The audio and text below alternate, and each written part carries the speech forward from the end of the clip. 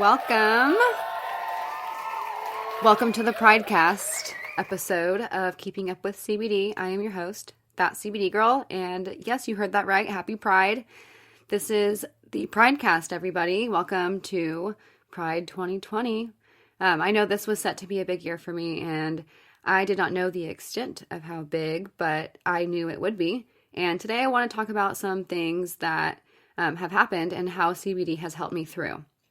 But as a courtesy disclaimer, please note that the FDA does not test or approve CBD for medical use, and the statements made on this podcast are not intended to treat, cure, or diagnose any illness or disease. The information I discuss today is based on my own personal experience with CBD people and my own personal research.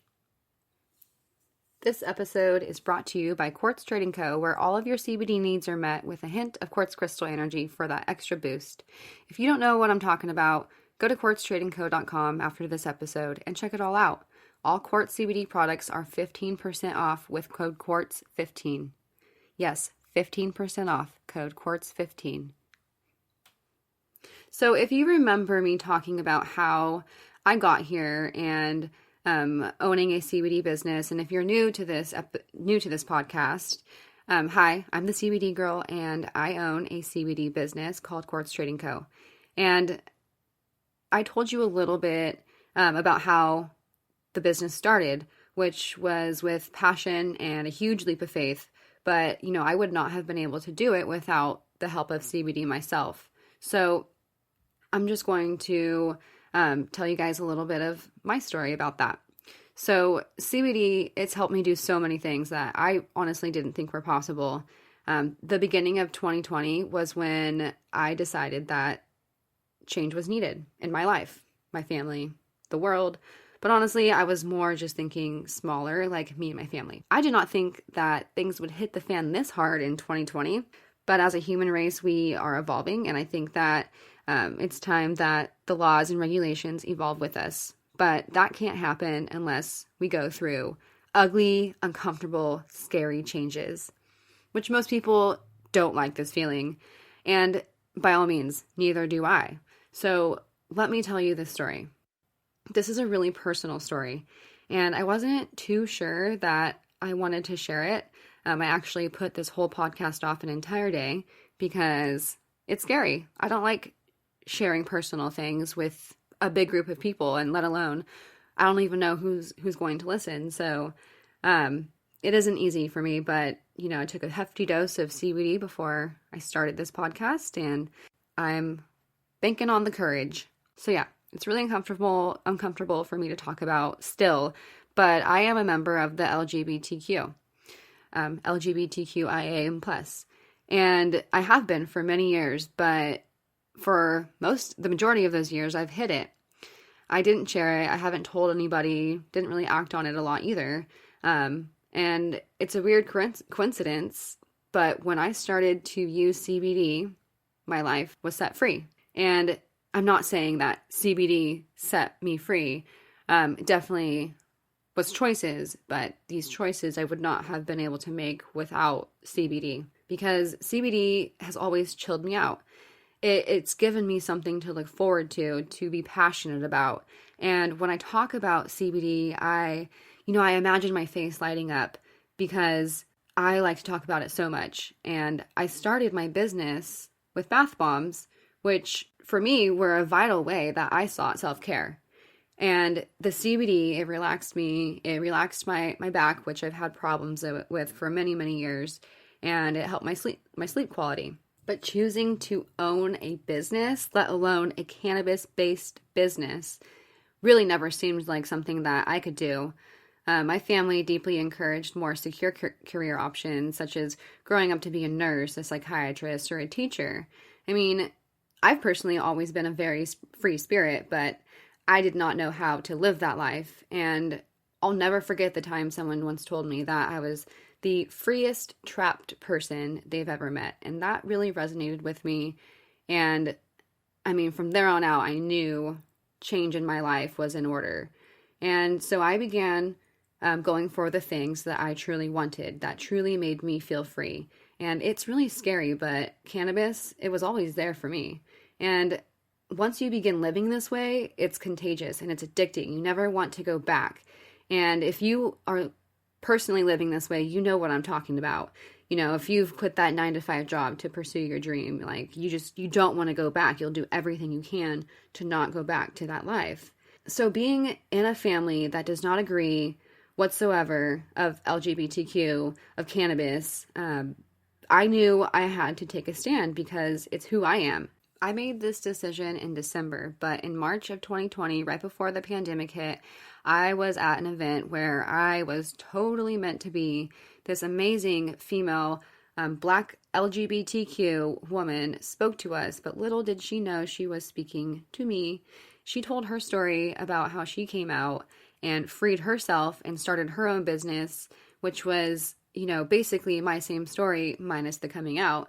And I just knew that was my courage right there. That was God, the universe, sending me that symbol to do it, my courage. So I took a great big dose of CBD. I went home. I spilled my true self to my loved ones, who the ones who did not know, and it was beautiful. It was the scariest moment I have ever encountered. But CBD, seriously, it kept me calm. It kept me focused. Usually, I can't even get my words out when I'm that nervous. I'll just start like crying or shut down, or I don't know, my lip does this weird thing when I start crying. We all have our weird things. So it was just really cool to be able to get that out and get that pressure off. And then the pandemic hit. But it was okay. The weight of carrying around that secret, I mean, it took off so much pressure. And so I knew, like, when the pandemic hit, I don't know, everything just felt more clear for me than I think it would have. And honestly, I don't think that I would be here without cannabis. The plant has been a gateway drug for me, yes, to freedom. There are just so many ways that we can use this plant. If I never pursued my passion for it, I'm not even sure where I'd be today, but definitely the closet. So I'm really thankful for the plant. I'm thankful for female entrepreneurs, LGBTQ entrepreneurs that I have been able to look up to, and I am thankful that I now get to help represent female LGBTQ. And real quick, I want to talk about a big idol that we have to thank today, and that's Marsha P. Johnson. So Marsha P. Johnson is a self-identified drag queen, and you can thank them for what they did in Pride. So they are a prominent figure in the Stonewall Uprising that was in 1969, which was the beginning of what we now recognize as Pride. Marsha P. Johnson and many of the other activists that were fighting for gay rights back then were all Black. And I mean, could you imagine? That was just after Martin Luther King. So to be Black, gay, trans, and be fighting for these things, I mean, they were just almost before their time. But thank you, huge thank you to these people who made this possible for us. One thing I did see online is a quote from Marsha that said the idea of being gay to them was some sort of dream rather than it being something that was possible. And so they chose to remain sexually inactive for the majority of their life. And it wasn't until meeting other gay people that they felt comfortable to come out and be themselves. So if it wasn't for these people, we would never be able to be the people that we really feel like we are. So thank you. And I know my Pride story, and it's not any crazy story, but it's my story. It's a story. And the point is that I'm trying to make here is at the beginning of the year, I made a decision to accept change and to lean into it, even if it's uncomfortable. And I do it so that my family members after me or my friends after me can start with a more free perspective or can see that free perspective and take it on. So I want to be more encouraging of change than I have been in the past. And safe to say 2020 has definitely enhanced that process, whether I want to or not. But the stress and anxiety that you have to go through to get through all the change. It's been so real, and that is why CBD has remained so important to me, and so important that I have it in my daily diet. And, it keeps my tummy jitters calm, and it helps me embrace the changes and do the things I really am too afraid to do, like this podcast. And at the beginning of the year, I thought, coming out was going to be the big change, but little did I know that the entire world was going to jump on the change ship. I think personally, more people can be benefiting from this plant than we think. And we don't notice all the time when our body's imbalanced, and often don't think we are susceptible to anxiety or that our emotions don't affect us. But CBD is here for us without any side effects. It keeps us in homeostasis. And it took me many years to recognize my own personal anxiety, and that you actually don't have to live with that. Yeah, you don't have to live with that. The jitters in your heart, the pitter patters, little things like that hit you throughout the day, easily can be freed with CBD. So I think that with everything that's been going on in the world, we can all use some sanity and some organic Xanax, which is CBD. And speaking of stress of what is going on today, I do want to touch base on the Black Lives Matter movement and just kind of talk about how it is relevant to what is going on in the cannabis industry. I am personally a privileged white female, and I have the luxury to chase my dreams in the CBD industry with basic obstacles. And I say privileged because when you put it into terms, what else is it? I am legally selling cannabis. Yes, it is hemp, but marijuana is also legal to sell. I am openly talking about it on a podcast that the world has access to. I can openly use cannabis knowing that if a cop stopped me, he would likely tell me to put it out or that I can't use it in public. He wouldn't arrest me, but if I was black, he might. And I know because it's happened. However, there are black women and men sitting in jail right now for the dime bag that they sold in 1980 or even more current. And maybe they even died during the whole process.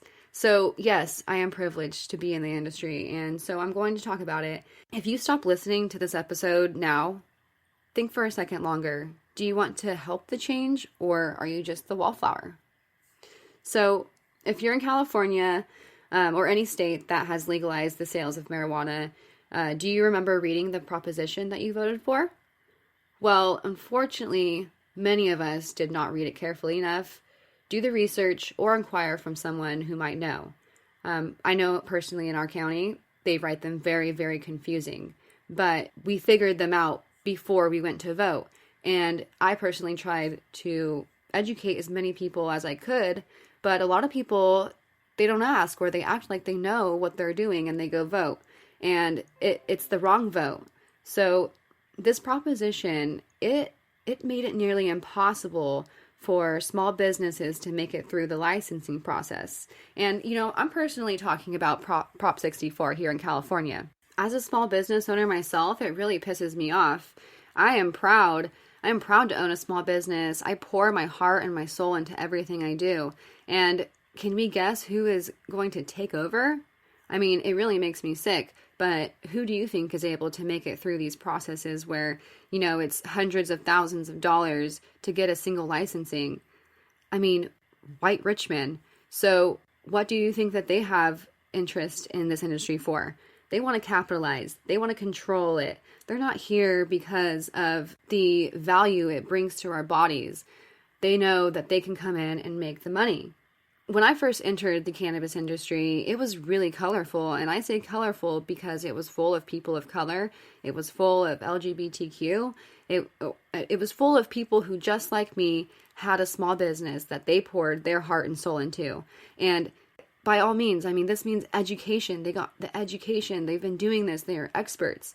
And now, if you want to stay in the industry in a place where legalization has hit, you probably have to take a major pay cut and go work for these people. So you now are using your expertise to make a basic salary when the investor reaps all of the benefits. Or what's mainly happening are these companies are having to resort to black market or quit.